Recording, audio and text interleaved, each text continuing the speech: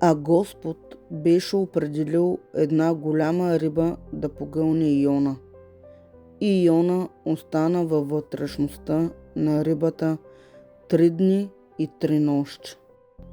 Тогава Йона се помоли на Господа, своя Бог, от вътрешността на рибата, като каза: в скръбта си извиках към Господа и той ми послуша. От вътрешността на преизподнята извиках и ти чу гласа ми. Защото ти ме хвърли в дълбочините, сърцето на морето, и потоци ме обиколиха, всичките твои вълни и големи води преминаха над мен. И аз казах: отхвърлен съм пред очите ти, но отново ще погледна към святия твой храм.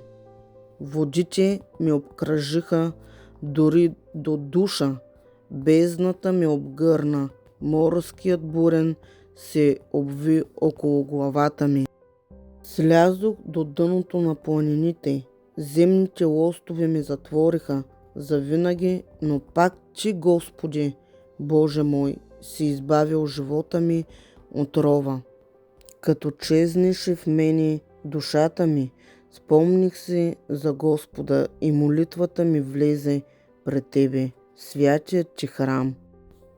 Онези, които уповават на лъжливите суети, изоставят милостта, спазвана за тях.